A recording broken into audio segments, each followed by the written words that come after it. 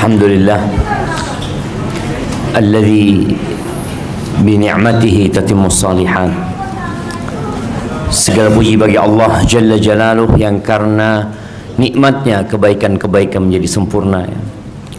Kita bersyukur kepada Allah yang membimbing kita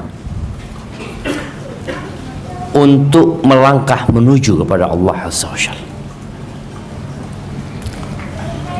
Allah berfirman, fafirru ilallah. Kalian kaburlah menuju kepada Allah Azza wa Jalla. Tinggalkan segala sesuatu yang hanya akan memperlambat langkah kaki kita menuju kepada Allah. Dan subhanallah ya, dari luasnya kasih sayang Allah kepada hambanya, di dalam sebuah hadis qudsi Allah mengatakan, man taqarraba ilayya shibran taqarrabtu ilaihi dhira'an. Barang siapa yang mendekatkan diri kepadaku sejengkal, dia melangkah sejengkal menuju kepada Allah Azza wa Jalla, maka Allah akan lebih dekat lagi sama dia sehasta. Kalau ternyata kita lebih dekat lagi, wa man taqarraba ilayya dhira'an taqarrabtu ilaihi ba'an. Kalau orang yang mendekatkan diri kepada Allah, dia meninggalkan hal-hal yang menghalangi dia dari Allah Azza wa Jalla sejarak satu hasta, maka aku akan lebih dekat kepada dia dengan jarak satu depa. Satu depa ya?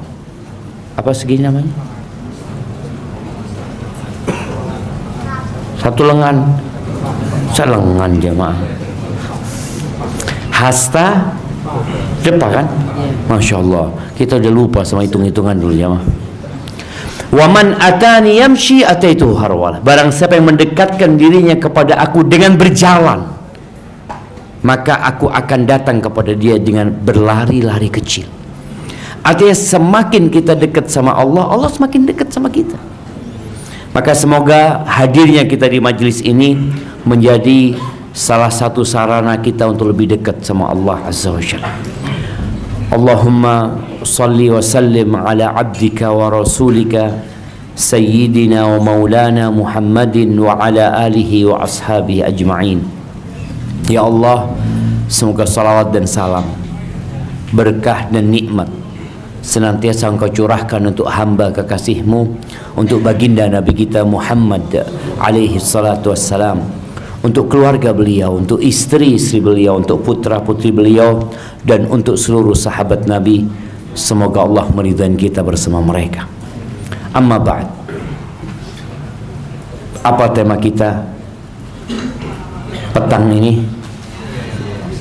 Dia yang salah. Sebuah kebiasaan buruk ya. Manusia itu sulit untuk mengaku salah.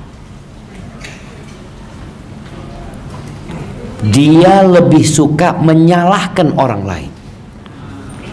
Ini salah dia, bukan aku yang salah. Ini gara-gara dia. Dalam kehidupan suami istri ya, dalam kehidupan pertemanan, dalam kehidupan bertetangga, dalam kehidupan pekerjaan kita itu lebih mudah menjudge orang lain. Dia yang salah, Ustaz, bukan aku. Apalagi dalam rumah tangga ya, hampir sulit seorang suami mengaku kalau dia yang salah. Siapa yang sering ngaku salah? Masya Allah. Coba tanyakan kepada istrinya nanti. Sahih, berat sekali. Padahal kita tahu tabiat manusia itu berbuat salah. Sehingga tatkala terjadi keributan, terjadi sesuatu yang tidak mengenakan antara kita dengan keluarga kita, kita harus tahu bahwa kita tempatnya salah. Bukan dia tempatnya salah, kita yang tempatnya salah.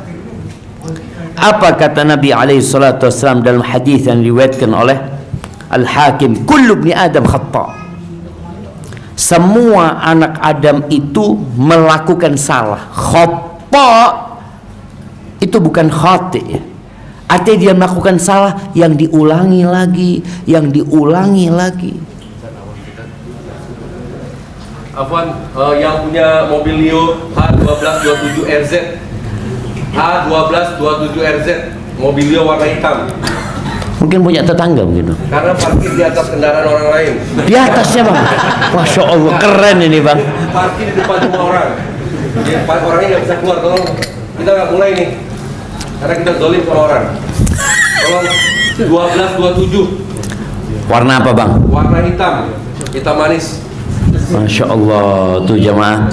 Tolong. Antum nggak perlu keluar, kasihkan kuncinya aja. Kunci ke anak, biar anak ini. Halo. H Mungkin mak-mak bang. 1227RZ, minta tolong.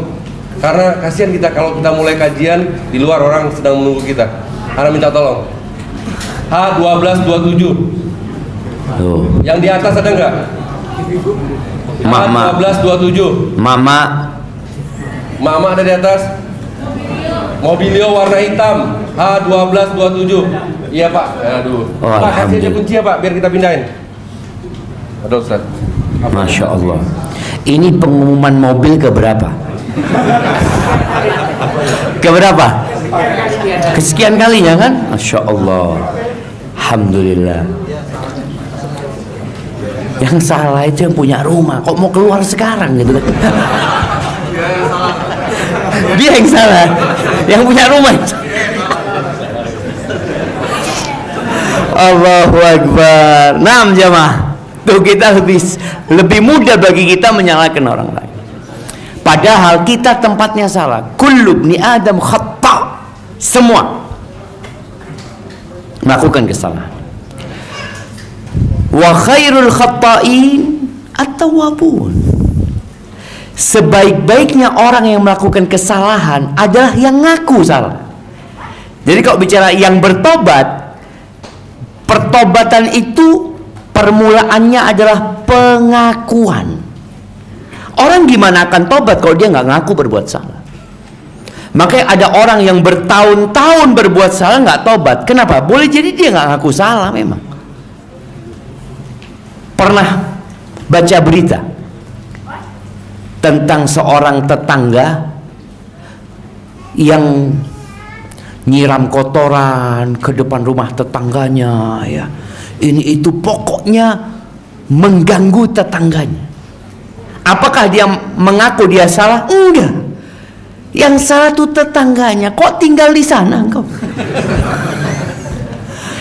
Ya karena ternyata ketika Anda baca berita itu, dia ingin rumah itu sebenarnya dibeli dia. Kok engkau yang beli? Jadi yang salah siapa? Yang belilah, kata dia. Astagfirullahaladzim. Maka dia bertahun-tahun nggak pernah tobat karena dia tidak mengaku dia yang salah. Maka Nabi SAW mengatakan wa khairul khata'in at-tawwabun. Sebaik-baiknya orang yang berbuat salah adalah yang kembali kepada Allah. Dia mengakui, menyesali, meninggalkan, bertekad untuk tidak mengulangi. Itu sebaik-baiknya orang yang berbuat salah. Kemudian di dalam hadis yang diriwayatkan oleh Imam Muslim dari Yazid bin Asam dari Abu Hurairah radhiyallahu anhu qala Rasulullah sallallahu alaihi wasallam walladzi nafsi biyadihi. Nabi bersumpah alaihi salatu wassalam, demi Allah, demi yang jiwaku berada di tangannya, lau lam tudhnibu la dhahaballahu bikum. Andai kata kalian tidak berbuat salah, tidak berbuat dosa, niscaya Allah akan membawa pergi kalian. Wala jaa biqaumin akharin. Dan Allah akan datangkan generasi yang baru. Apa yang dilakukan generasi yang baru ini? Yudhnibun. Ini berbuat dosa. Kaum yang dibawa sama Allah ini berbuat dosa. Apa yang terjadi? Fayastaghfirunallah fayaghfir lahum. Lalu ketika mereka berbuat dosa, mereka ngaku mereka berbuat dosa, mereka istighfar. Orang membaca astaghfirullah Ya Allah, aku mohon ampun. Mohon ampun apa? Ya dosa. Aku punya dosa. Maka ahibati fillah, kita yang berada di muka bumi ini pertanda kita berbuat dosa. Kalau enggak akan ada kita di sini. Jadi subhanallah, Allah memberikan arahan agar manusia itu mengakui kesalahan yang dia lakukan, baik terhadap sang pencipta atau kepada sesama. Makanya urusan di pengadilan itu panjang kalau tidak ngaku. Itu panjang sekali. Ingat antum sidang Sianida apa? Sianida. Berapa lama sidangnya itu jemaah? Berbulan-bulan live. Anak ngomong kayak apa? Sampai di live kan. Terakhir Sambo. Lama juga loh sidangnya terus. Kenapa? Karena memang nggak ngaku. Ini yang menyebabkan orang lain susah, hakimnya susah, pengacaranya susah, yang nonton melok susah. Iki sopo sing salah sebenarnya. Ketika mengaku selesai, sidang yang akan mungkin 10 kali pertemuan, ndak Iswa, saya sing salah Iswa. Wis, mari. Loh, besok ndak usah sidang, ndak usah Iswa. Kesian ini orang punya keluarga, punya anak. Tapi gara-gara banyak manusia yang tidak mau mengaku, bahkan dia bayar pengacara untuk menutupi dosa dan kesalahan yang dia lakukan, dia hanya akan menambah dosa di atas dosa. Kalau dia bertobat dan ngaku, selesai.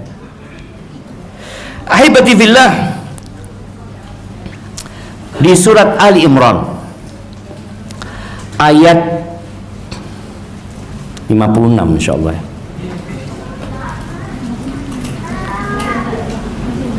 Siapa yang mau baca? Nah, siapa yang mau baca? Bentar, mic-nya mana yang tadi?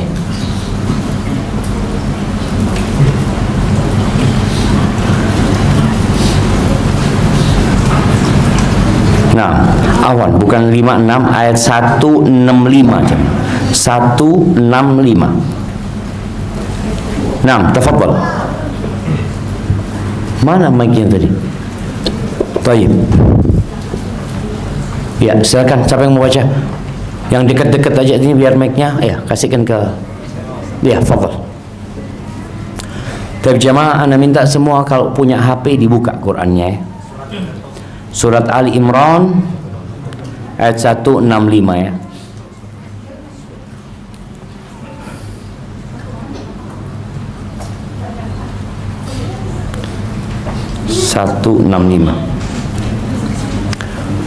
Dibaca sama artinya. Nah, ya.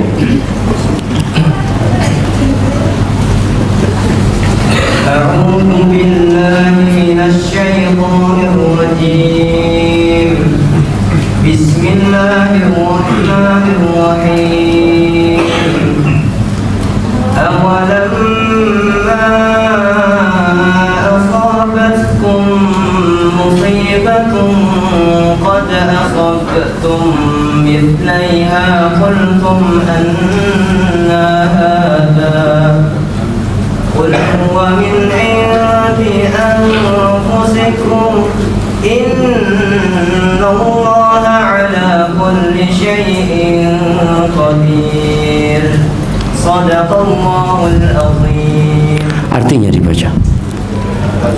Kecuali semua sudah faham bahasa Arab ya, tidak usah dibaca artinya. Nah, fadhal. Langsung aja. Dan mengapa kamu heran ketika ditimpa musibah kekalahan pada perang Uhud, padahal kamu telah menimpakan musibah 2 kali lipat kepada musuh-musuhmu pada perang Badar. Kamu berkata, dari mana datangnya kekalahan ini? Katakanlah itu dari kesalahan dirimu sendiri. Sungguh Allah Maha Kuasa atas segala sesuatu. Barakallahu fikum. Kita lihat nih, generasi terbaik umat ini. Di tengah-tengah mereka ada Rasulullah SAW, ada Abu Bakar, ada Umar, ada Utsman, ada Ali. Ketika mereka kalah di perang Uhud, mereka bertanya, "Anna hadza?" Kok bisa kita kalah? Bukankah kita yang berada di atas kebenaran? Bukankah mereka di atas kebatilan? Bukankah kita sedang membela agama Allah? Mereka membela kekufuran. Kok bisa kita kalah ini? Apa kata Allah? Qul huwa min indi anfusikum. Katakan itu gara-gara kalian. Ini pelajaran untuk mengakui kesalahan. Sampai generasi terbaik dikasih arahan sama Allah untuk ngaku. Karena orang kadang-kadang, kok iso kayak gini ya? Kenapa ya? Loh, penyebabnya dirimu sendiri. Kalian yang bermaksiat, kalian yang nggak nurut. Allah katakan, minkum man yuridud dunya wa minkum man yuridul akhirah. Sebagian kalian menginginkan dunia, sebagian kalian menginginkan akhirat. Kalian penyebabnya. Subhanallah jemaah. Ini benar-benar pelajaran yang harus kita cerna dan kita terapkan dalam kehidupan ini. Tak kala ada sesuatu, jangan kemudian menyalahkan yang lainnya. Kok itu introspeksi diri. Jadi engkau masalahnya. Kemudian kalau kita lihat ya, ketika Nabi Adam alaihissalam dikeluarkan dari surga,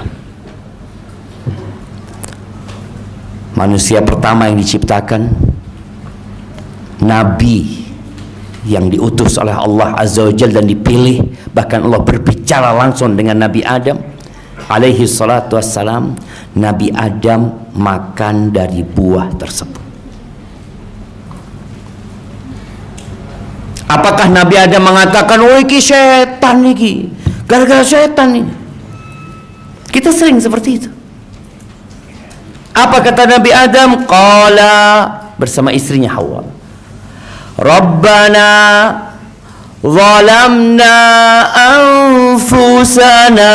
Wahai Rabb kami, kami yang menzalimi diri kami sendiri. Langsung ngaku jemaah. Bukan cari alasan ini dan itu. Oh ini gara-gara ini, gara-gara itu. Engkau yang salah. Qala Rabbana zalamna anfusana wa illam taghfir lana wa tarhamna lanakunanna minal khasirin. Kalau engkau tidak mengampuni kami, kalau engkau tidak mengasihi kami, niscaya kami akan menjadi orang-orang yang merugi ya Allah. Ngaku aja. Ini pelajaran dari seorang nabi. Kemudian Nabi Musa alaihissalam. Kita tahu bagaimana Nabi Musa yang meninggalkan Mesir ketika beliau melihat ada keributan antara satu orang dari Bani Israel dan satu orang Egypt, Qibti. Ribut, akhirnya yang dari kaumnya Nabi Musa minta tolong sama Nabi Musa. Fawakazahu Musa faqadha alaih. Nabi Musa mendorong dadanya orang ini, mati orang itu. Dari kuatnya Nabi Musa. Apakah kemudian Nabi Musa mengatakan, aduh dak sengojo ini itu? Beliau mengatakan, hadza min amali syaitan. Dia langsung ngaku, ini kerjaannya setan. Artinya yang dilakukan beliau ini nggak boleh sebenarnya. Setan yang ingin menggoda kita. Beliau ngaku, beliau digoda sama setan. Dan ini perbuatan dari perbuatan yang tidak pantas dilakukan sama beliau. Innahu aduwwun mudullim mubin. Setan itu musuh yang menyesatkan dengan nyata. Lalu apa kata beliau? Beliau minta maaf sama Allah. Qala Rabbi inni zalamtu nafsi. Wahai Rabbku, aku menzalimi diriku sendiri ya Allah, aku berbuat dosa ya Allah, faghfirli, ampuni aku ya Allah. Beliau hanya ketika menyebutkan ini dari pekerjaan setan, itu sebagai bentuk pengakuan yang dilakukan nggak benar. Maka kalau beliau memohon ampun kepada Allah, apa yang terjadi? Faghfara lahu, diampuni sama Allah, selesai. Hanya dibutuhkan pengakuan dari kita, kemudian lisan kita akan mengatakan Rabbighfirli, Allah ampuni jemaah. Innahu huwal ghafurur rahim, sesungguhnya Allah itu maha pengampun dan maha pengasih. Kejadian ini diingat sama Fir'aun ketika Nabi Musa, berapa tahun Nabi Musa meninggalkan Mesir? Jamaah, anak kasih hadiah. Berapa tahun Nabi Musa? Nah, 10 tahun. Masya Allah. Kasihkan kepada beliau ini jamaah. Kirimkan ke belakang. Nggak ada apa-apa itu yang bisa anda kasih. Masa mau kasih bunga antum? Paling nggak antum minum zen itu insya Allah. Masya Allah. Jangan rebutan ya, punya beliau aja itu. 10 tahun ya Pak. 10 tahun. Akhirnya Nabi Musa balik menuju ke Mesir. Di perjalanan mendapatkan wahyu, diperintahkan untuk mendakwain Fir'aun. Akhirnya beliau menghadap Fir'aun dengan lemah lembut. Beliau mengajak Fir'aun kepada Allah Azza wa Jalla. Apa kata Fir'aun? Oh, engkau ingat engkau pernah berbuat salah. Wa fa'alta fa'lataka allati fa'alta wa anta minal kafirin. Engkau ingat engkau bunuh orang dulu. Dengan perbuatanmu itu engkau menjadi orang-orang yang kufur. Ini Fir'aun jemaah, seakan-akan orang yang tidak pernah punya salah ya. Apa kata Nabi Musa? Langsung Nabi Musa ngaku. Di surat Asy-Syu'ara ya, antum nanti bisa lihat cerita panjang cerita Nabi Musa ini. Nabi Musa mengatakan di ayat 20-21, qala fa'altuha, iya aku berbuat itu, idzan wa ana minadh dhalin, aku termasuk orang-orang yang salah. Ngaku langsung jemaah, mengaku di hadapan Fir'aun. Nggak ngomong ini itu, enggak waktu itu ributnya kayak gini, ana nggak sengaja waktu itu, ini enggak. Selesai urusannya. Aku melakukan itu dan aku salah. Fafarartu minkum lamma khiftukum, dan aku kabur dari kalian, betul, ketika aku takut sama kalian. Fawahabali rabbi hukman wa ja'alani minal mursalin. Lalu Nabi Musa mengatakan, kemudian Allah menganugerahkan kepada aku kenabian ini dan menjadikan aku utusannya. Oh, kata Nabi Musa, yang kau berpikir aku berbuat salah, aku bunuh, ya aku mengakui. Engkau bunuh Bani Israel, engkau merasa gak berbuat salah. Bayi-bayi engkau sembelih. An abadta Bani Israel, engkau jadikan Bani Israel budak-budakmu, padahal mereka orang-orang merdeka. Tapi tetap Fir'aun nggak ngaku. Maka tadi sulit akhirnya mendapatkan hidayah. Orang yang tidak ngaku berbuat dosa itu sulit dapat hidayah. Maka awal dari pintu hidayah itu tatkala antum mengaku.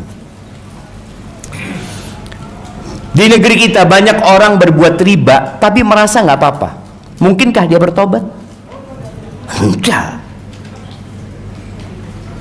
Di kampung-kampung wallahi jamaah sedih, jamaah sedih kita. Masyarakat kecil ya, di desa-desa itu mereka melakukan riba, dilihat oleh tokoh agama, didengar oleh orang yang paham agama, tapi ya berjalan. Yang kalau pagi dengan kitabnya ke pasar dibuka, bayar berapa? Sekian. Ya Allah, ada seorang kawan, istri anak cerita, dia waktu itu butuh duit 1 juta ya, buat nyekolakan anaknya atau bayar SPP anaknya atau apa, lupa. Nah, tetangganya ngomong, usah, antum tidak usah jual barangnya, ini tak pinjemin sudah. 1 juta. Pikirnya cuma minjemin jamaah. Ketika mau bayar 500.000, kata dia, ini bunga itu ya 500, masih tinggal 1 juta utangnya kamu. Allahu Akbar jamaah. Bagaimana mereka akan bertobat tatkala mereka merasa yang dilakukan itu bukan dosa? Enggak loh Ustaz, ana bantu dia Ustaz, kesian dia, daripada jual barangnya ana bantu. Cuma ya saling ngerti lah Ustaz. Itu cuma. Ada ketika orang tidak mengaku berbuat salah, berbuat dosa, dan dia akan menyalahkan orang yang tidak bayar bunganya ini Ustaz. Na'udzubillah dari orang ini. Kenapa kata dia? Bunganya tidak dibayar Ustaz. Oh, sampai ngomong na'udzubillah aja mah. Seakan-akan yang salah siapa? Yang tidak bayar bunganya ini. Engkau yang makan bunganya, tidak salah. Loh Ustaz, ridho birridho Ustaz. Kan saling ridho Ustaz. Itu jemaah. Ahibati fillah, Allah ketika menyebutkan orang-orang yang bertakwa, bukan mereka yang tidak pernah berbuat dosa. Qomat jam berapa? Jamaah ini kita baru mulai, antum sudah mau sholat lagi. Iya, udah waktunya sholat belum? Sudah. Taib ya, tafadhol antum sholat dulu. Ana sudah jamak tadi. Ana akan lanjutkan sama mak-mak khusus. Iya, karena mama itu banyak dosanya. Mama ngaku ndak? Ngaku ndak banyak dosanya? Ngaku jamaah.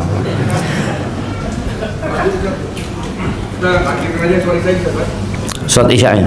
Kita di sini nanti sholat isya-nya. Ya, kita akhirkan setelah dari sini aja karena nggak memungkinkan kalau untuk siap. Baik. Ternyata antum juga banyak dosanya jamaah. Makanya antum harus ada di sini sama ana. Sama kita punya banyak dosa. Baik. Tolong dibaca surat Ali Imran ayat 135. Nah, al-mic ma'ak. Mikrofonnya. Nah. 135 ya. Ali Imran 135 sama dengan yang tadi.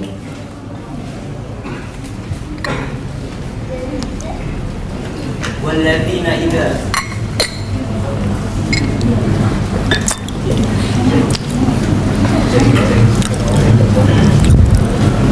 A'udzu billahi minasy syaithanir rajim. Bismillahirrahmanirrahim. Walladzina idza fa'alu fahishatan aw zalamu anfusahum dzakarullaha fastaghfiru lidhunubihim wa man yaghfiru dhunuba illa Allah wa lam yusirru ala ma fa'alu wa hum ya'lamun. Barakallahu fikum. Artinya, dan juga orang-orang yang apabila mengerjakan perbuatan keji atau menzalimi diri sendiri, segera mengingat Allah lalu memohon ampunan atas dosa-dosanya. Dan siapa lagi yang dapat mengampuni dosa-dosa selain Allah? Dan mereka tidak meneruskan perbuatan dosa itu sedang mereka mengetahui. barakallahu fiik. Masya Allah. Mau dibagikan lagi ini.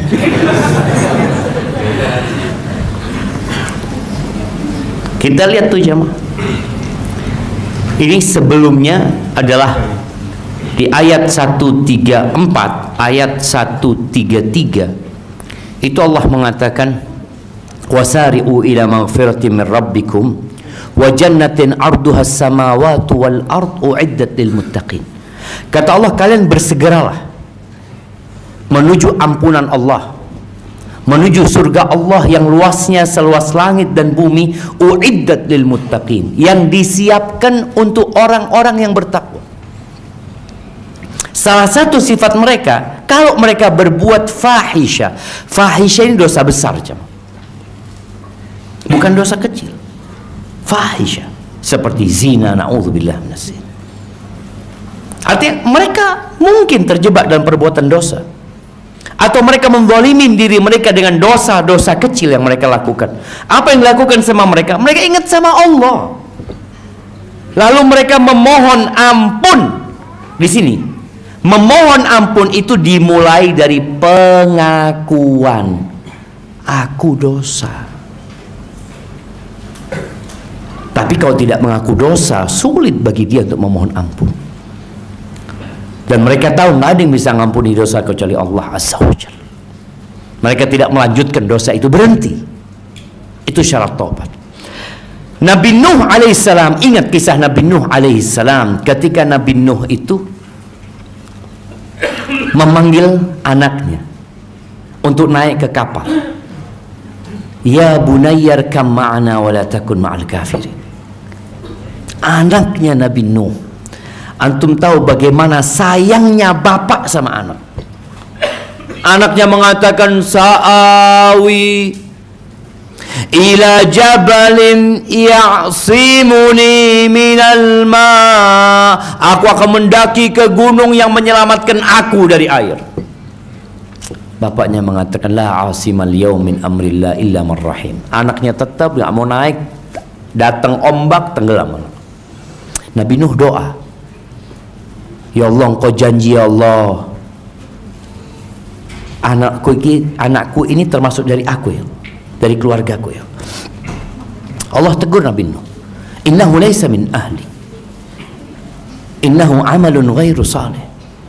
Enggak, anakmu yang kafir itu bukan dari golonganmu. Itu perbuatan yang enggak baik itu. Engkau berdoa untuk anakmu yang kafir supaya diselamatkan. Udah mati, selesai anak. Fala tas'alni ma laysa laka bihi ilm. Inni a'idzuka an takuna minal jahilin. Jangan kau memohon, meminta kepada aku yang kau enggak punya ilmunya, dan aku memberikan nasihat kepadamu, jangan sampai engkau menjadi orang-orang bodoh. Nabi Nuh ditegur sama Allah, langsung berdoa di surat Hud ayat 47 ya. Apa doanya? Rabbi inni a'udzubika an as'alaka ma laysa li bihi ilm. Ya Allah, aku memohon perlindungan kepadamu, jangan sampai aku meminta kepadamu yang aku enggak punya ilmunya. Aku berlindung. Wa illa taghfirli, kalau engkau tidak mengampuni aku. Wa tarhamni, dan engkau tidak mengasihi aku minal khasirin, aku akan menjadi orang-orang yang merugi. Nabi Nuh tidak mengatakan, ya Allah, aku sudah berdakwah selama 950 tahun ya Allah, mengajak umat kepadamu. Nggak ada. Kita kadang-kala sering mengingat kebaikan-kebaikan kita dengan harapan dosa dan kesalahan kita ini nggak apa-apa ngono. Enggak, jangan. Ini masalah besar di diri kita. Tatkala kita mengingat kebaikan kita, lupa dengan dosa yang kita lakukan. Ngaku, selesai urusan. Dalam kehidupan rumah tangga, ketika ada ini, tenang rumah tangga itu. Ketika setiap orang tahu, iya, aku berbuat salah, aku punya salah. Seorang ayah, ketika dapat anak durhaka, kok iso anakku durhaka? Coba engkau lihat, boleh jadi engkau yang durhaka sama orang tuamu dulu. Boleh jadi engkau yang tidak mendidik anak-anakmu dengan benar. Kemudian sekarang engkau mengeluh kenapa anakku seperti ini. Boleh jadi engkau yang tidak adil bertindak kepada anak-anakmu. Kemudian engkau menyebabkan sebagian mereka benci dan memusuhi yang lainnya. Engkau sebabnya. Tapi banyak orang tidak ngaku loh jamaah. Makanya ketika datang seorang kepada Nabi SAW, bawa anaknya, dia ngomong, ya Rasulullah, aku ini mau kasih hadiah sama anakku ini. Bashir nama bapaknya, anaknya Nu'man. Tapi ibunya nggak mau dia nggak ridho kecuali engkau jadi saksinya. Nabi tanya SAW, akulla waladika nahalta? Apakah semua anakmu engkau kasih? Kata dia, enggak.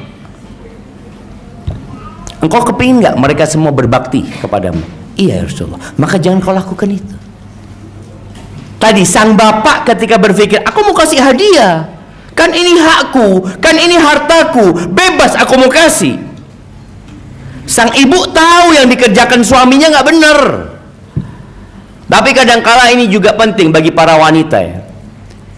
Ketika engkau tidak mampu memberikan nasihat kepada suamimu, ajak ke ustadz. Sudah engkau tanya sama ustadz lah. Aku bukan ustadz. Kalau kata ustadz itu kayak gitu, bismillah lah. Soalnya kalau yang ngasih tahu istri, apa kata suami? Engkau tahu apa? Aku ini belajar. Allahu Akbar. Aku hadir bersama Rasul sallallahu alaihi wasallam. Aku duduk di majlis Nabi sallallahu alaihi wasallam. Engkau enggak. Bashir enggak. Dia langsung, ya sudah, datang ke Nabi sallallahu alaihi wasallam. Tahu dengan kesalahannya, berhenti berbuat dosa. Jadi sekali lagi, pengakuan engkau punya potensi berbuat salah itu menjadi bahan kita bermuhasabah, jemaah. Jangan suka nyalahkan orang. Sampai ada yang mengatakan, ketika engkau nunjuk orang, 1 jadi tunjukmu ke orang, 3 kepada dirimu. Boleh jadi engkau penyebabnya. Maka kita lihat bagaimana Nabi Nuh alaihissalam. Ahibati fillah, Umar bin Khattab ini generasi didikan Nabi SAW. Dia pernah kirim surat kepada Abu Musa al-Ash'ari, salah satu gubernur yang dikirim sama Umar, mengingatkan tentang engkau itu berpotensi berbuat salah dalam kebijakan yang kau ambil, dalam tindakan yang kau lakukan, engkau berpotensi berbuat salah. Apa kata Umar? Wala yamna'uka qada'un qadaita bihi al-yawm faraja'ta fihi nafsak wa hudita fihi li rusydik an turaji' fihi al-haq. Dan jangan sampai engkau terhalangi dari rujuk kepada kebenaran. Boleh jadi keputusan yang kau ambil hari ini, engkau punya keputusan kau ambil hari ini, setelah engkau renungkan, ternyata engkau tahu yang kau lakukan salah. Jangan sampai itu menghalangimu untuk rujuk kepada kebenaran. Karena engkau sebagai penguasa. Kenapa? Fa innal haqqa qadim. Kebenaran itu dari dulu sudah tetap kebenaran. Wa inna muraja'atal haqqi khairum minat tamadi fil batil. Dan engkau kembali kepada kebenaran itu lebih baik daripada terus-terusan dalam kebatilan. Karena ada orang yang sudah berbuat salah diterusno, jemaah. Karena dia malu mau minta maaf. Ya apa sudah Anda sampaikan? Ya apa Anda sudah ngomong? Anda sudah kelepasan. Anda sudah putuskan loh. Kalau salah keputusanmu, ya anulir. Jangan kemudian kau lanjutkan karena kau malu. Sebagian orang malu. Sebagian yang jadi ustadz atau bakal jadi ustadz, ana beberapa kali jemaah dinasehatin, ditelepon sama ustadz-ustadz yang lebih senior. Dia mengatakan, Ustadz, video antum kayaknya nggak benar tuh, Ustadz. Coba antum take down. Ana dengarkan dulu. Oh iya kayaknya. Ana take down. Kadang-kadang Ustadz, antum kayaknya perlu minta maaf, bikin klarifikasi. Bikin klarifikasi. Kenapa? Karena kita memang berpotensi berbuat salah. Walaupun sekelas Ustadz. Nabi Nuh aja ditegur sama Allah Azza wa Jalla. Nabi Musa bertobat. Terus kita mau pura-pura nggak pernah berbuat salah. Yang salah orang lain. Abu Dzar radhiyallahu anhu pernah suatu hari dia ribut sama Bilal bin Rabah. Abu Dzar ini memang sedikit keras. Orang itu punya karakter berbeda-beda. Kita tahu ada fulan, ya Allah, fulan itu lembut banget. Tapi ada fulan, ya Allah Ustaz, fulan dia bisa diajak gurau Ustaz, ngamuan Ustaz. Ada, kita punya sahib seperti itu. Suatu hari mungkin ada miskomunikasi antara Bilal sama Abu Dzar. Abu Dzar langsung naik darahnya, mengatakan, ya ibnas sauda, wahai anak budak hitam, anak ibu yang hitam. Dicela, dibully sama ibunya Bilal. Laporan Bilal sama Nabi SAW. Maka Nabi memanggil Abu Dzar, mengatakan kepada Abu Dzar, ya Abu Dzar, innaka mru'un fika jahiliyah. Abu Dzar, engkau adalah sosok yang di dirimu ada sifat-sifat jahiliyah. Dikenalkan Abu Dzar. Sadar Abu Dzar. Enggak mengatakan, oh ini yang salah Bilal yang bikin anak jadi marah, ini itu. Enggak, jemaah. Kita kan sering bela diri. Tatkala kita tahu, iya anak ngomong kasar, anak ngomong salah, tapi gara-gara dia, selalu kita berusaha untuk menang. Abu Dzar langsung datang kepada Bilal bin Rabah. Dia meletakkan kepalanya di tanah. Dia ngomong, Bilal, injak aku ini. Sebagai bentuk pengakuan dia, la Bilal, wallah, demi Allah ya Bilal, aku nggak akan angkat pipiku ini sampai engkau letakkan telapak kakimu di pipiku ini. Sebagai bentuk beliau mengakui berbuat salah. Boleh jadi penyebab kesalahan itu orang lain, tapi engkau salah juga loh. Yang penting buat kita ini, diri kita apa orang lain? Diri kita. Dia bertobat, tak bertobat, urusan dia. Tapi engkau yang bakal ditanya sama Allah Azza wa Jalla atas dosa-dosa yang kau lakukan. Ahibati fillah, Nabi mengajari kita fikih pengakuan yang dianjurkan dibaca tiap pagi dan petang. Apa? Sayyidul istighfar. Bagaimana kita mengatakan Allahumma anta rabbi la ilaha illa anta khalaqtani wa ana abduka wa ana ala ahdika wa wa'dika mastata'tu. Ya Allah, engkau adalah Rabbku ya Allah. Tiada Tuhan yang berhak disembah kecuali engkau. Engkau yang menciptakan aku hambamu, dan aku berada di atas perjanjian dan kesepakatan selama aku mampu, semampuku ya Allah. A'udzubika min syarri ma sana'tu. Aku berlindung kepadamu dari keburukan yang aku lakukan, yang aku buat. Abu'u laka bi ni'matika alayya. Aku mengakui ya Allah nikmat-nikmat yang kau berikan kepada aku, wa abu'u bi dzambi, dan aku mengaku dengan dosa-dosaku. Artinya nikmat yang kau berikan kepada aku balas dengan dosa-dosa ya Allah. Ngaku jemaah. Pagi kita ngaku, sore kita ngaku, besok pagi kita ngaku lagi, sore besok kita ngaku lagi, terus kita disuruh ngaku sehari 2 kali. Tapi kadang-kala kita baca ini tapi masih nyalahkan istri kita. Iku dek sing salah. Loh, antum doa abu ubi dzambi faghfirli. Enggak Ustaz, ini tetangga yang salah Ustaz. Iya wis tonggone sing salah. Cuma kita diajarin untuk tidak mudah, urusan kita lah. Wala taziru waziratu wizra ukhra. Orang yang berbuat dosa, dia yang akan menanggung dosanya. Bukan tetanggamu berbuat dosa, engkau yang akan menanggung. Sebagaimana dosa yang kau lakukan, bukan tetanggamu yang nanggung, kita. Maka kita harus belajar bagaimana mengakui dosa kita. Abu Bakar As-Siddiq radhiyallahu anhu. Siapa yang tidak kenal dengan Abu Bakar Siddiq? Yang kata Umar bin Khattab, kalau imannya Abu Bakar ditimbang dengan imannya umat ini, lebih berat imannya Abu Bakar Siddiq radhiyallahu anhu. Dia datang kepada Nabi SAW mengatakan, ya Rasulullah, ini hadis riwayat Imam Bukhari ya, alimni du'aan aqra'uhu fi salati. Ya Rasulullah, ajarkan kepada aku sebuah doa yang aku baca ketika aku sholat. Abu Bakar yang dijamin masuk surga, yang imannya seperti itu, yang Nabi SAW pernah mengatakan, ma nafa'ani malu Abi Bakar. Nggak ada harta yang bermanfaat buat aku seperti hartanya Abu Bakar.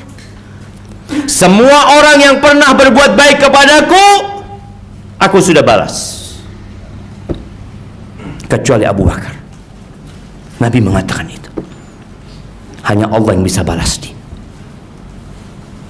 Tapi ini Abu Bakar minta doa, Apa doanya? Kata Nabi SAW, Qul, katakan Abu Bakar, Allahumma inni zalamtu nafsi zulman katsira.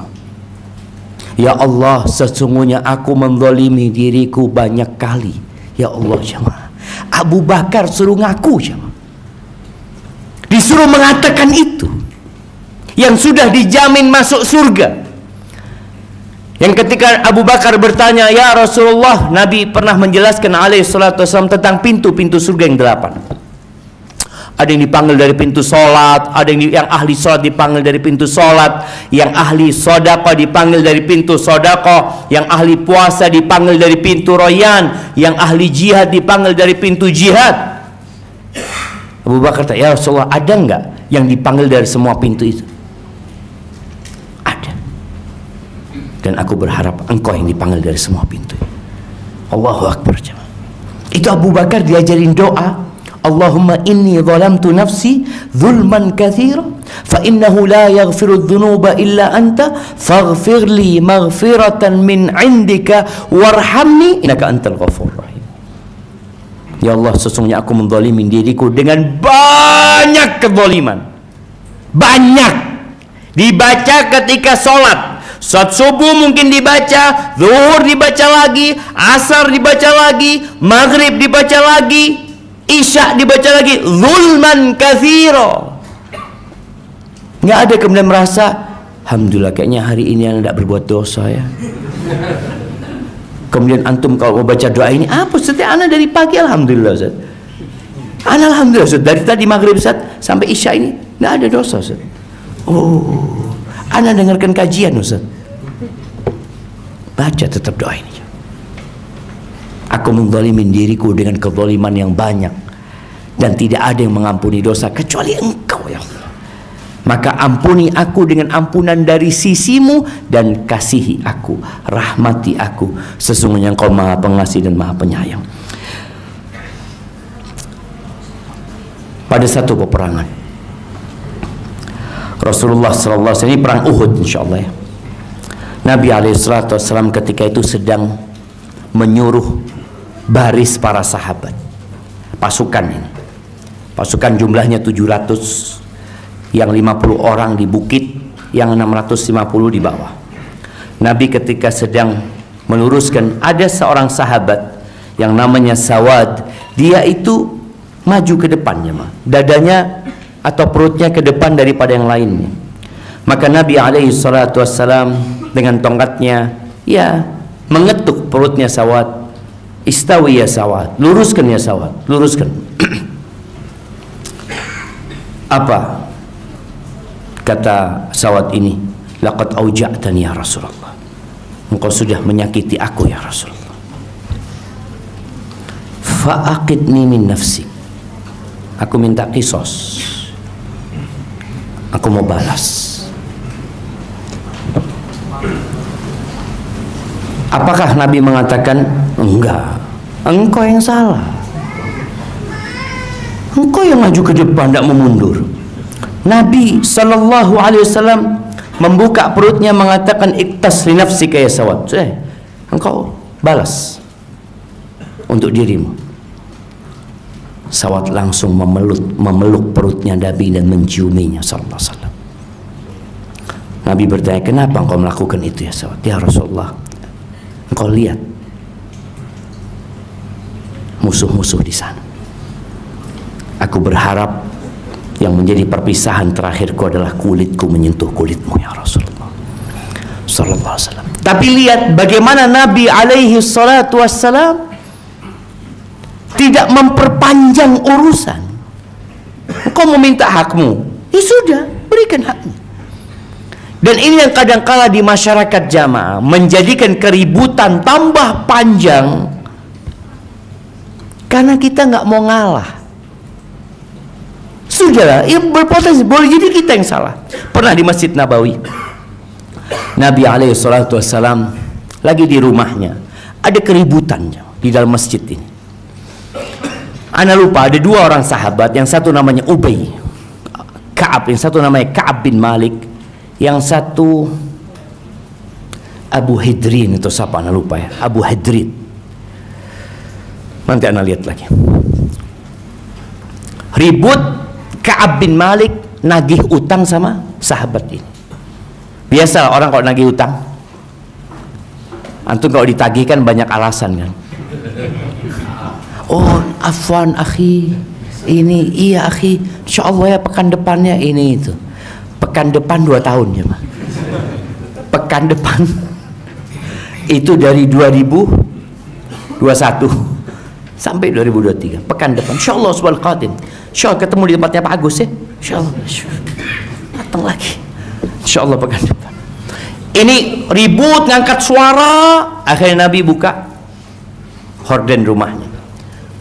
Nabi memanggil, "Ya Ka'ab, Ka'ab." "Labbaik ya Rasulullah." Nabi memberikan isyarat supaya engkau ikhlaskan setengahnya. Apa kata Ubay? "Qad fa'altu ya Rasulullah." Iya. Terus Nabi mengatakan kepada sahabat ini, "Qum fakti." Sudah engkau pergi bayar. Selesai urusannya jemaah. Coba antum dapat nasihat kayak gitu. Oh, bayar separuh.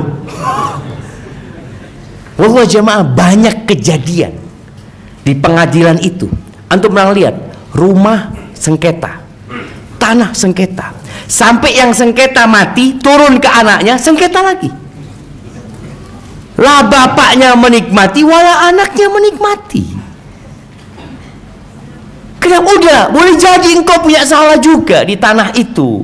Boleh jadi memang, oh mungkin anak punya dosa banyak ya Allah, jadi di sini dipersulit anak punya harta. Sudah engkau ikhlaskan.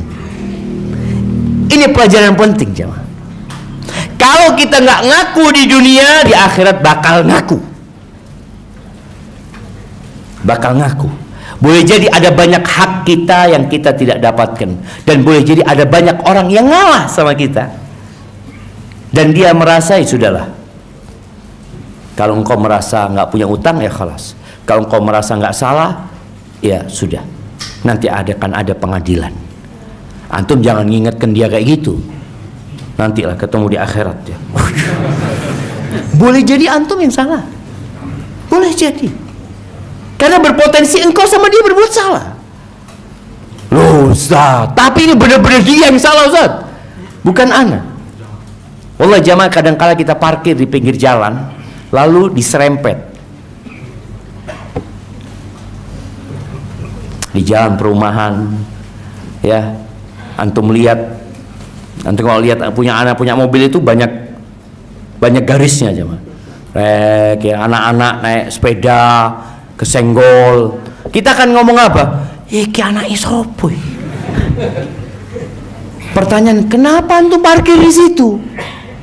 Antum yang parkir di sana. Untuk anak-anak. Loh iya, saya kok bapak-bapak berantem Ustaz. Iya. Tadi cuma kadang-kala kita ini selalu berpikir yang salah anak-anak, engkau yang salah parkir di situ. Kalau engkau tidak ingin ada beset di mobilmu, engkau taruh dalam rumah di kamar, kunci. Wahai jamaah, ketika kita taruh di pinggir jalan ya, wajar ada beret ini itu. Engkau nggak perlu cari jamaah. Engkau siapa ya? Anak mau lihat di CCTV ini. Siapa yang berbuat ini? Yang jelas, kalau kita nggak ngaku hari ini kita berbuat salah, kelak di pengadilan akhirat tangan pun akan bersaksi. Orang kalau berbuat salah itu biasanya akan menghilangkan barang bukti, bahkan saksi dia bunuh. Tapi di akhirat saksi adalah dirimu sendiri. Kulitmu menjadi saksi. Engkau bisa berbuat apa? Nggak ada. Maka sebelum hari itu tiba, saatnya kita mengaku kesalahan kita. Jangan terlalu sering menyalahkan orang lain. Boleh jadi dia salah 20%, antum 80%. Atau sebaliknya. Dan hidup ini kita perlu punya satu pegangan yang Allah Azza wa Jal mengarahkan Nabi SAW. Allah mengatakan kepada Nabinya SAW, khudhil afwa wa'mur bil urfi wa'arid anil jahilin. Khudhil afwa, ambillah maaf itu sebagai bekal perjalanan hidupmu. Jadilah orang yang pemaaf engkau. Wa'mur bil urfi, perintahkan kepada kebaikan. Engkau jadi orang pemaaf, engkau jadi orang yang mudah meminta maaf, engkau perintahkan kepada kebaikan. Wa'arid anil jahilin, dan berpalinglah dari orang-orang bodoh. Jangan ribut sama orang bodoh. Ada sebuah permisalan jamaah tentang di sebuah hutan. Di sebuah hutan ada keributan antara monyet sama keledai. Anak pernah ceritakan di sini mungkin atau di tempat lain. Monyet sama keledai ribut. Monyet mengatakan warna rumput itu hijau. Kata keledai, salah engkau, biru warnanya. Hijau, biru, hijau, biru, akhirnya cakar-cakaran ini jamaah. Monyet sama keledai. Akhirnya kata, sudah, kita berangkat ke raja hutan. Datang ke singa, ngomong si monyet, raja, saya berdebat sama keledai sampai ribut. Keledai ini mengatakan warna rumput itu biru dan saya mengatakan hijau. Siapa yang benar? Kata raja hutan ini, keledai, engkau yang salah. Sudah engkau dihukum 1 bulan atau 1 tahun keluar dari hutan. Selesai urusannya. Suatu hari ketika waktu penghukumannya ini dilakukan, singa ini jalan sama monyet, mengantarkan keluar hutan. Singa ini ngomong, nyet. Iya apa ngomongin jamaah? Nyet. Semua penghuni hutan ini tahu warna rumput itu hijau. Kenapa engkau debat sama keledai? Kan dia berpikir yang salah siapa? Keledai. Yang salah engkau. Wis bodoh kayak ini diajak debat. Kan keledai itu aja mah. Kadang-kadang kita ini seperti itu di media sosial ya, kita dialog, debat, terus Allah yahdik, hadakallah. Tahu-tahu ada yang japri antum yang semoga Allah ngasih hidayah sama antum. Jangan jadi keledai sama monyet antum. Iya jemaah. Sekali lagi tadi, kita kadang-kala merasa kita benar, dia yang salah. Kadang-kala antum yang salah. Barakallahu fiik, itu mungkin dapat kita kaji pada kesempatan kali ini. Kita masuk ke sesi tanya jawab. Masya Allah. Ini minuman apa jemaah? Jahe. Oh, Masya Allah, bismillah. Tolak miskin. Minum ini bisa nggak miskin?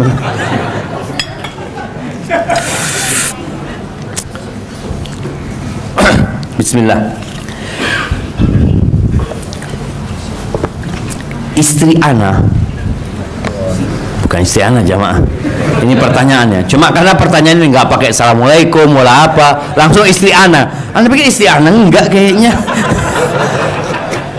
Istri ana masih umur 20 tahun. Dia nggak ngomong dia umur berapa. Dan selalu iri melihat teman-temannya yang masih bisa sekolah lagi, kuliah, dan juga nongkrong-nongkrong. Istri izin sama anak untuk kuliah lagi, padahal anak masih kecil. Dan kami sudah bertekad tidak menitipkan anak ke babysitter. Mohon nasihatnya Ustaz. Syukron, jazakumullah khairan. Ya jamaah, kita punya masalah, tapi masalah ini insya Allah bisa diselesaikan. Anda nggak tahu ya, kalau mungkin anak salah tolong ditegur. Di Indonesia ini ada nggak kuliah yang lulus jadi istri? Lulus jadi istri atau jadi ibu? Belum ada kan? Yang ada kuliah lulus jadi bidan, jadi dokter, jadi insinyur, jadi istri tidak ada. Inilah penyebab banyak orang akhirnya nggak bisa jadi istri. Ya harapan Anda mudah-mudahan ke depan lah, SMA itu anak-anak sudah diajarin, ada materi nanti mudah-mudahan ke depan yang mungkin ada di dinas pendidikan ya, bisa memasukkan di materi SMA, semua SMA, pelajaran menjadi istri dan menjadi ibu.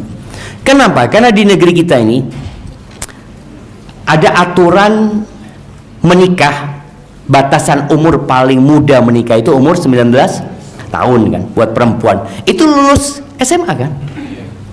Ya seharusnya ketika dia lulus sudah siap. Banyak anak-anak ini siap untuk berzina tapi tidak siap untuk menikah. Masya Allah, semangat banget antum.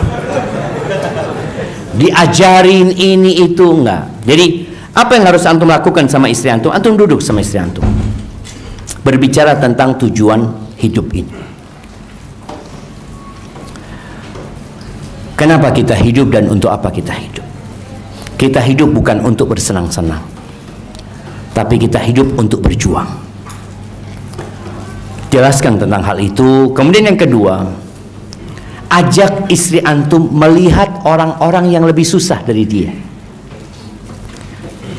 Penyebab orang tidak menerima keadaan dan tidak bersyukur itu karena melihat ke atas. Dia berpikir teman-temannya seneng masih iso kuliah, iso nongkrong-nongkrong, padahal temannya nunggu ada yang melamar. Nggak ono sing melamar. Lu iya lu jemaah. Ada yang sampai bekerja setelah kuliah, dia bekerja sampai umur 30, 35, nggak ada yang ngelamar dia. Engkau lihat nih, engkau mau kuliah nanti berujung seperti itu. Atau engkau lihat orang-orang yang hidupnya lebih susah, lah sekolah, wala punya keluarga, dan hidupnya menderita. Dan ketiga, engkau berikan perhatian lebih kepada istrimu. Karena kadangkala setelah engkau ajak istrimu melihat kepada yang di bawah, ajak dia jalan-jalan, jangan dia berteman dengan orang-orang yang hanya akan membuat dia menderita. Iya jemaah. Datang ke teman yang istri orang kaya itu kadangkala buat menderita. Kalau antum habis ngajak istri ke rumah orang kaya, pulangnya mampir ke rumahnya orang-orang yang susah sebelum sampai rumah. Jadi itu insya Allah sampai rumah dia nggak lagi ngomong, bang, Allah bang, lihat karpetnya bang, dari Turki bang. Ajak ke rumahnya orang yang pakai tikar. Jadi kan jadi ngomong dia. Kau lihat tadi yang pakai tikar, iya bang ya, sohi pakai tikar rumahnya orang itu. Itu jemaah. Jadi kadang-kala kita melihat ke atas, menderita kita jemaah. Allah menderita. Dan sekarang dengan adanya online ini, semua ada di HP. Antum punya handphone sudah bagus ya Maya. Antum di kantor, handphone antum mungkin masya Allah paling bagus. Tapi ketika antum lihat handphone, ada keluaran baru, ini itu. Ya Allah, susah hidupnya pakai handphone ini. Kok lambat sekarang handphone ini ya? Ada nggak lambat, cuma gara-gara ngelihat itu jadi lambat handphone antum.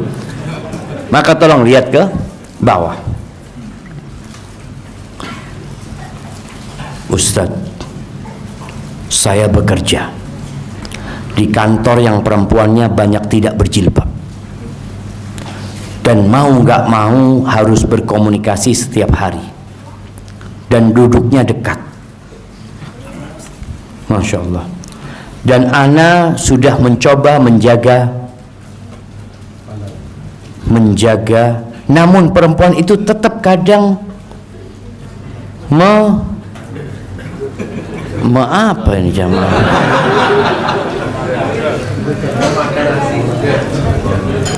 Coba apa ini?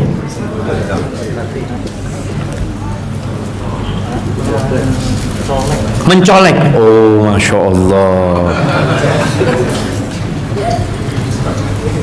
Mencolek atau menepuk. Apa yang harus saya lakukan? Apakah harus resign? Jamaah, antum mengatakan yang salah perempuan itu kan? Iya Ustaz, salahnya dia. Anda tidak salah Ustaz. Antum berada di tempat yang salah. Iya.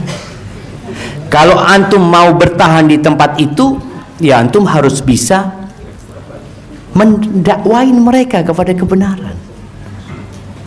Jadi kalau antum berada di tempat itu dalam kondisi antum berpikir, oh saya mau cari uang Ustaz, saya nggak ngurusin itu, antum tiap hari dicolek. Oh enggak, anak nggak salah Ustaz, dia yang salah. Allahu Akbar. Enggak. Antum kalau mau tetap di situ, amar ma'ruf nahi mungkar. Kata Nabi SAW, man ra'a minkum mungkaran falyughayyirhu biyadihi. Barang siapa di antara kalian melihat kemungkaran, hendaklah merubah dengan tangannya.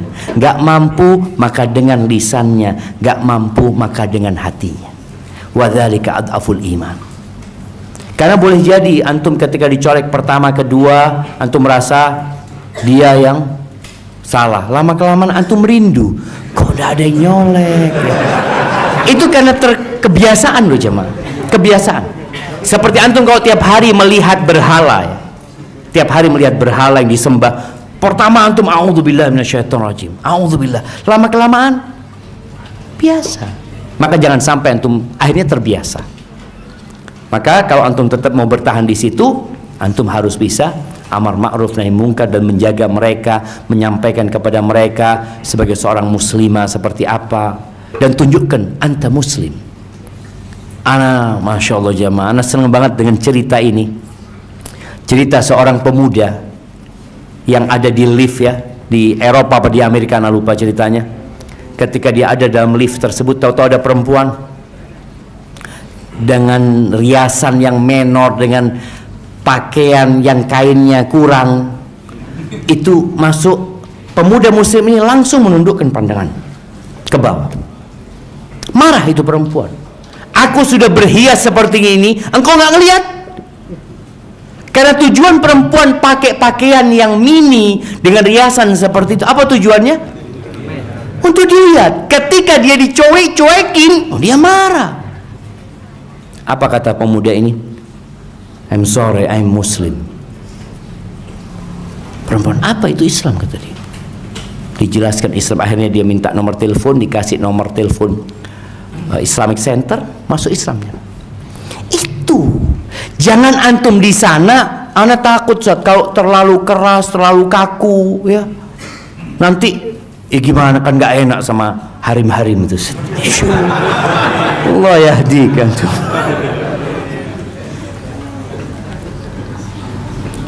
Tapi ini ada pertanyaan pakai bahasa Arab, masya Allah. Ustaz, barakallahu fiik wa hayyakallah. Urid an as'alak, hal min talbis iblis tahfadul Quran bila tadabbur? Apakah termasuk talbis iblis ya? Termasuk tipu daya iblis menghafal Quran tanpa mentadabburi. Jadi begini, tadabbur itu tingkatan yang tinggi. Orang itu belajar baca dulu, kemudian selesai bisa baca, dia menghafal. Dan usahakan antum lihat umur antum berapa. Kalau anak-anak kecil belum bisa tadabbur, anak-anak itu menghafal, nalarnya belum. Makanya kadang-kadang kita melihat ya, pelajaran di beberapa sekolah itu pelajaran yang boleh jadi kurang tepat. Anak masih kecil disuruh merenungkan, dikasih apa? Kasih tulisan cerita tentang apa, lalu dikasih pertanyaan. Apa artinya ini? Apa artinya ini? Apa artinya ini? Loh, anak kecil tuh belum bisa. Akhirnya dia kalau mau jawab itu baca lagi kan? Dicariin jawabannya. Oh ini jawabannya. Ini jawabannya. Padahal anak kecil itu suruh ngafal aja. Suruh ngafal. Umpamanya kelurahan. Kelurahan itu apa? Jelaskan. Kemudian desa-desa itu apa? Karena dia masih kecil, belum bisa nalar. Nanti sampai waktunya dia akan nalar. Makanya di masa kecil itu anak-anak suruh ngafalin saja. Dan hafalan kita sejak kecil itu nggak hilang. Barakallahu fiik, seperti itu. Jadi kalau bicara antum mau mentadaburi, antum lihat umur antum berapa. Kalau antum sudah lulus SD, SMP, anak SMP itu sudah masya Allah, udah bisa dia. Maka nasihat anak kalau antum ngafalin Quran, yang antum hafal jangan lupa antum baca artinya. Baca artinya. Nanti udah berapa lama lupa sama artinya, baca lagi. Seperti kita jamaah baca Al-Fatihah. Antum usahakan tiap pekan itu baca Al-Fatihah dengan tafsirnya lagi. Baca lagi supaya antum lebih menghayati nantinya ketika baca Al-Fatihah. Ustadz ASSWRWB jemaah, ini doa, antum jangan singkat, kecuali tintanya tinggal sedikit. Terus jawabannya apa? WSWRWB. Ustaz, bagaimana jika ada dosa yang telah diakui dan sudah tidak berbuat salah, tapi ternyata ada juga kesalahan yang muncul, dan kesalahan itu tidak sebesar kesalahan yang dulu, tapi ternyata kesalahan yang lalu diungkit-ungkit terus dan selalu marah, khawatir kesalahan akan terulangi lagi. Iya, ini kayaknya suami istri. Iya, banyak wanita itu trauma dengan kesalahan suaminya. Dan itu wanita. Sampai kalau antum keliling dunia memasukkan wanita itu ke sekolah paling baik ya, tetap lulusnya wanita. Bengkok. Dia itu punya fikih lupa. Fikih lupa, fikih ingat. Lupa sama kebaikan, ingat sama kesalahan. Itu perempuan. Ini bukan merendahkan wanita. Sebagian berpikir bahwasanya ketika Nabi SAW menyebutkan wanita itu bengkok, wanita itu akalnya kurang, agamanya kurang, mereka berpikir ini sebagai bentuk pelecehan buat wanita. Lah, ini sebagai bentuk pencerahan buat para suami agar tahu diri bagaimana dia bersikap dengan istrinya, agar dia sabar, agar dia tabah, agar dia tidak menuntut lebih kepada istrinya. Bojomu koyo ngono pancene, antum datang saat ini loh, sama istri Nabi SAW. Di rumah Nabi piring pun pernah pecah. Bayangkan di rumah Rasul SAW, di rumah Rasul SAW, subhanallah, pernah suara istri lebih tinggi dari suara Nabi SAW. Terjadi itu, tapi Nabi memaklumi. Jadi kalau antum istri ini ingat dengan kesalahan antum yang kecil yang dulu ya, ini macam-macam, antum tahu ya wis kayak gini banjirnya, kudu sabar. Jadi solusinya antum sabar. Ketika dia ingat dengan kecil itu, astagfirullah wa atubu ilaih, antum langsung, dia ingat, bang antum pernah berbuat anu loh bang, dulu bang, astagfirullah wa atubu ilaih, supaya dia tahu antum sudah tobat. Nanti dia ingat lagi, sudah istighfar antum, dan antum katakan ana minta maaf. Antum jangan mengatakan ana kan sudah minta maaf, jangan. Dia lupa sama minta maaf antum yang dulu. Dia ingatnya sama kesalahan antum. Maka ketika dia ingat dengan kesalahan, antum jangan mengingatkan dia kalau antum sudah minta maaf. Jangan. Antum ketika di bang, engkau pernah melakukan ini bang, lorwati aku bang, astagfirullah, jalur maaf aku ya, sepurone, 1000 maaf ku pinta untuk setiap dosa yang kulakukan. Masya Allah. Nanti dia ngulangin lagi, engkau minta maaf lagi. Apa salahnya antum? Antum dapat pahala dengan minta maaf. Sampai kapan Ustaz? Sampai mati. Loh, iya loh jemaah.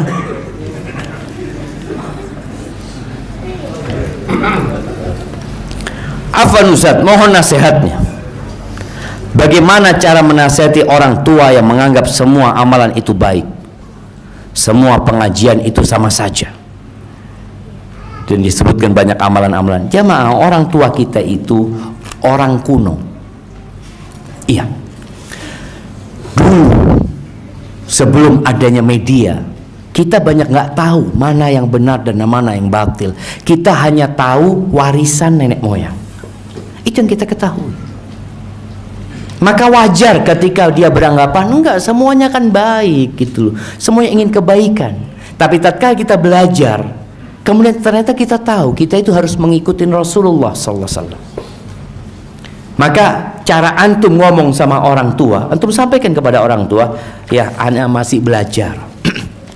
Selalu antum merendah, anak belajar ayah, jangan, maka anak kalau mungkin anak berbuat salah ya mohon ditegur ya. Tetap orang tua ditaruh sebagai guru, sebagai orang yang berpengalaman. Tapi ayah, ana dengar ayah, Nabi itu seperti ini ayah. Ini coba ayah lihat ayah. Coba ayah baca, mungkin ana salah baca ayah. Jadi tetap berusaha membuat orang tua dia yang benar, kita yang salah. Ana masih ingat dengan seorang murid ya, yang dia kasih buku kepada gurunya. Cerita dosen di Madinah, dia kasih buku kepada gurunya, dia mengatakan, Pak Ustadz, ana dapat buku nih, kayaknya buku ini ana takut sesat buku ini. Mohon dikoreksi. Akhirnya seneng gurunya. Dibaca, dikoreksi, apa kata gurunya? Buku ini bagus, benar, ternyata amalan bapak yang salah selama ini. Tapi coba antum ngomong, Pak, wocon bugi Pak. Ake dosamu Pak.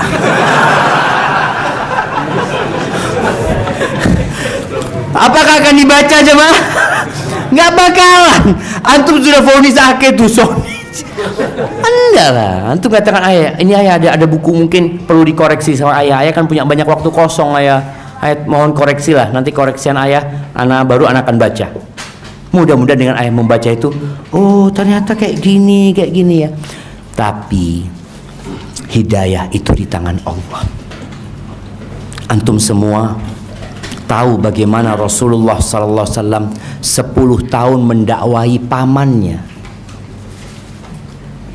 Abu Talib, 13 tahun mendakwain pamannya Abu Lahab, tapi ya nggak beriman. Kurang apa? Cara paling indah dan lembut. Tapi memang jemaah, anak pernah berceramah terus ditegur sama seseorang. Orang itu mengatakan, ya Ustadz kalau ceramah itu jangan nyinggung orang lain. Contohlah Rasul SAW. Anak ngomong, iya bang, dulu waktu anak masih mahasiswa, akhirnya anak pikir-pikir, anak ketemu dia lagi, bang, Rasul SAW itu bukan nyinggung orang lain lagi bang, diusir sama orang, dilemparin batu Nabi SAW. Ternyata memang ngasih tahu orang itu mesti ada yang tersinggung, dan tersinggung itu bagus karena dia merasa salah. Oh berarti anak salah. Sampai ada seorang khutbah Jumat jamaah, habis khutbah Jumat diajak makan sama salah satu jamaahnya ke rumahnya. Lagi makan, Pak Ustadz tadi nyinggung ana ya. Padahal ini nyeramai wong sak masjid. Dia merasa tersinggung karena dia berbuat apa yang disampaikan sama Ustadz. Padahal Ustadz ini loh, ana ini tidak nyinggung siapa-siapa. Kata Ustadz loh, alhamdulillah kalau antum merasa tersinggung. Mudah-mudahan antum bisa berubah untuk jadi lebih baik. Ana tadi khutbah buat semua orang gitu loh. Kalau ana cuma ceramah buat antum ya ke rumahnya antum aja. Ada apa ada ke masjid? Cuma tadi biasanya orang tersinggung ketika Allahu Akbar. Ana mau nanya tentang orang tua dalam kurung mertua. Suami ana hijrah di Semarang untuk berhijrah dari riba karena semua harta yang kita punya kredit semua di bank. Semenjak kami pindah sepertinya ayah mertua tidak rela kalau jauh dari anaknya, dari suami ana. Suami ana alhamdulillah lebih suka di sini karena lebih mudah dalam beribadah. Gimana solusinya Ustadz? Tetap di sini atau balik? Kembali kepada kondisi ketika anak ini sudah menikah ya, kemudian dia merasa di tempat ini dia bisa beribadah, dan kalau dia berada di kampungnya dia takut terjebak dalam dosa-dosa dia lagi.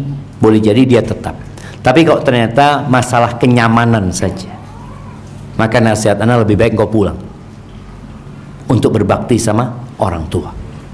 Dekatlah sama orang tua. Orang tua apalagi kau belum kenal dengan sunnah, orang tua mungkin belum hijrah. Boleh jadi dengan engkau dekat sama orang tua dapat hidayah. Orang tua semakin tahu, tapi ingat gak harus satu rumah sama orang tua. Kau kontrak rumah dekat sama orang tua, karena istri juga punya hak tempat tinggal. Mungkin seperti itu solusinya. Hadza wallahu a'lam bishawab.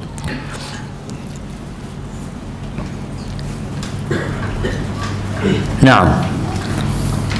Ustaz, jika Nabi Nuh ditegur karena meminta hal yang tidak diketahui, apakah boleh kita berdoa kepada Allah secara spesifik karena kita memang menginginkan hal tersebut? Contoh masalah jodoh atau pekerjaan. Ya, kalau bicara jodoh dan pekerjaan, antum kalau mintalah pilihan dari Allah SWT. Karena antum nggak tahu itu baik apa enggak buat antum. Contoh perempuan fulan, aku kepingin nikah sama fulan, ya Allah nikahkan dengan fulana. Dan antum sampaikan, ya Allah nikahkan aku dengan fulana kalau fulana memang baik buat aku. Karena nggak tahu antum baik apa tidak. Boleh jadi Allah berikan yang antum pinta, hidup antum menderita. Karena dalam bayangan antum wanita ini sudah baik sekali, ternyata setelah kumpul jemaah, antum tahu ternyata tidak seperti yang antum gambarkan. Maka tatkala antum minta sesuatu yang spesifik urusan dunia, tolong antum minta pilihan dari Allah. Artinya sampaikan, ya Allah aku kepingin kerja di tempat ini, ya Allah kalau memang itu baik buat aku, ya Allah, buat agamaku, buat keluargaku, atau antum istikharah ketika antum meminta sesuatu yang antum belum tahu kebaikannya. Hadza wallahu a'lam bishawab. Bolehkah mengaku salah agar masalah cepat selesai padahal kita tidak melakukannya? Bukan salah kita, mengakui perbuatan yang tidak kita lakukan. Ya, ini namanya ngalah ya. Seperti seorang istri, Nabi SAW ketika menyebutkan wanita-wanita penghuni surga, apa kata beliau SAW? Idza asa'at ila zawjiha au usi'a ilaiha. Kalau perempuan ini berbuat salah sama suaminya, menyakiti suaminya, atau dia disakiti sama suaminya.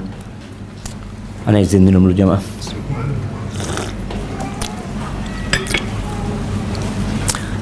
Alhamdulillah, perempuan ini datang kepada suaminya, dia letakkan tangannya di tangan suaminya sambil mengatakan, la adzuku bi ghumdin hatta tarda. Aku tidak akan memejamkan mata sampai engkau ridha. Ngalah.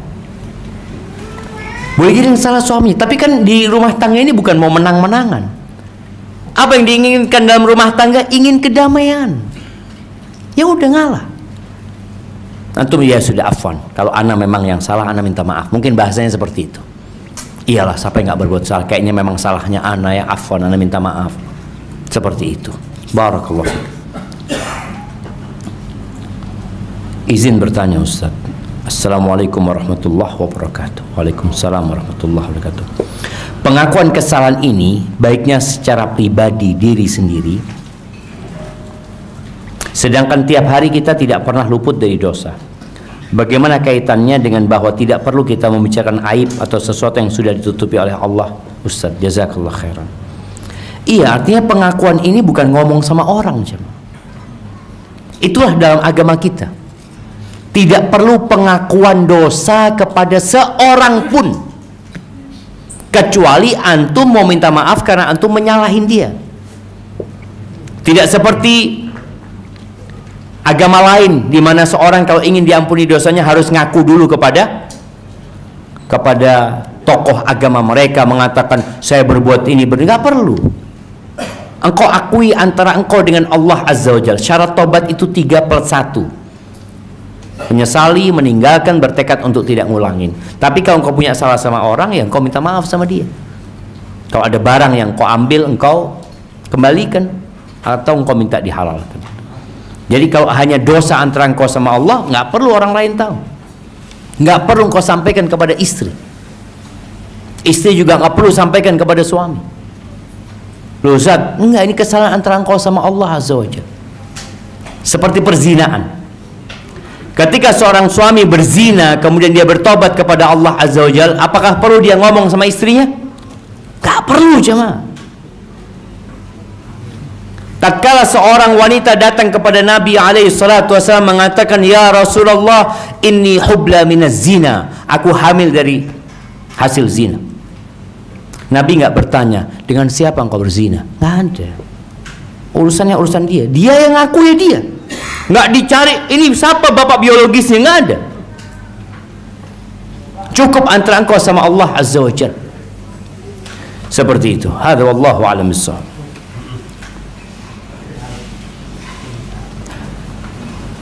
Bagaimana mengatasi riba di lingkungan tempat tinggal di saat sudah menghindar tapi dikejar-kejar untuk berkumpul?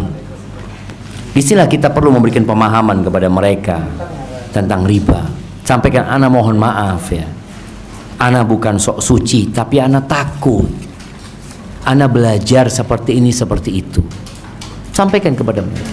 Karena terus terang kesian, jamaah, kesian warga-warga itu kadang nggak tahu kalau itu termasuk riba. Karena memang sampai saat ini belum ada bank, baik yang perorangan atau yang lembaga, yang tulisannya riba. Bank riba, nggak ada. Yang ada bunga. Orang kalau sudah ngomong bunga, siapa yang nggak suka sama bunga? Semuanya suka.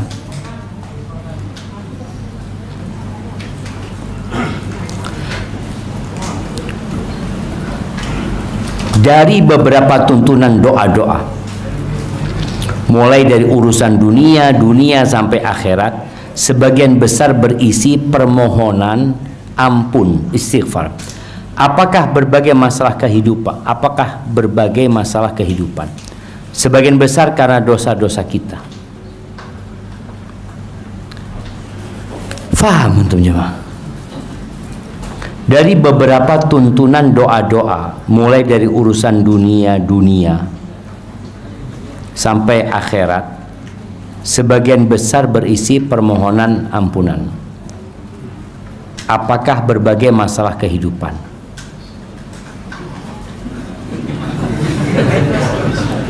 Sebagian besar karena dosa-dosa kita. Tidak paham jemaah. Tapi mungkin gini, kita perlu mohon ampun sama Allah karena memang kita punya banyak dosa. Kisah seorang yang datang kepada Hasan al-Basri ya, yang mengatakan ya dia nggak punya anak, yang satu nggak punya, susah rezekinya, yang satu karena kekeringan. Selalu dia mengatakan, engkau mohon ampun sama Allah Azza wa Jalla. Karena memang Allah mengatakan di cerita Nabi Nuh alaihissalam, Nabi Nuh mengatakan kepada kaumnya, faqultu astaghfiru rabbakum innahu kana ghaffara yursilis samaa'a 'alaikum midrara wa yumdidkum bi amwalin wa banin wa yaj'al lakum jannatin wa yaj'al lakum anhara. Dikatakan kepada kaumnya, kalian minta ampun sama Allah, kalian bertobatlah kepada Allah Azza wa Jalla. Jadi istighfar ini bukan hanya lisan jemaah, minta ampun kita sama Allah Azza wa Jalla, bertobat kepada Allah Azza wa Jalla. Allah itu Maha Pengampun. Allah akan kirimkan hujan buat kalian yang deras. Allah akan berikan harta kepada kalian, anak-anak kepada kalian, kebun-kebun dan sungai-sungai buat kalian. Itu dengan memohon ampun kepada Allah Azza wa Jalla. Karena musibah yang menimpa kita itu biasanya karena dosa kita memang.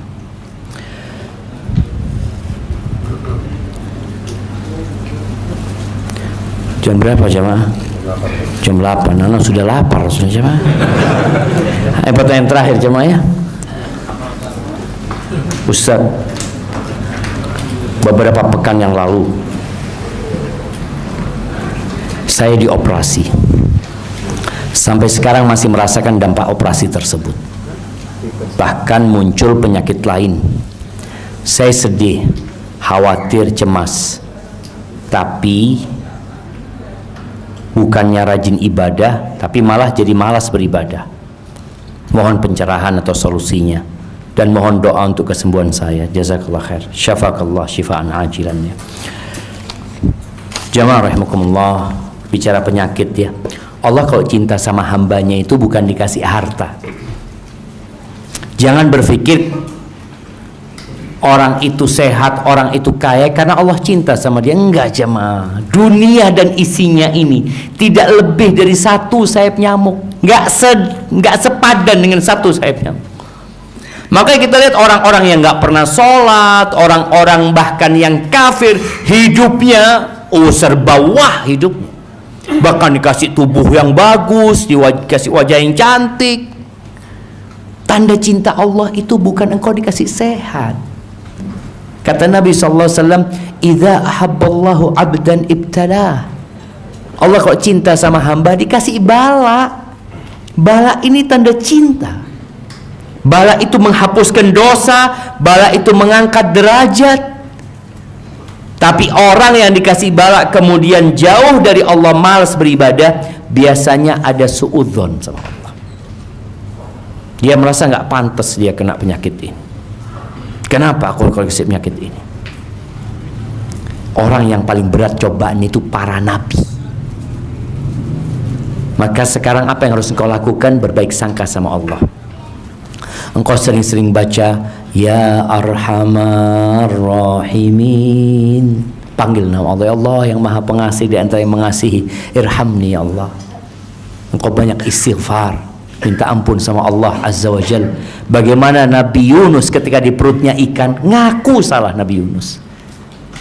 Apa kata Nabi Yunus?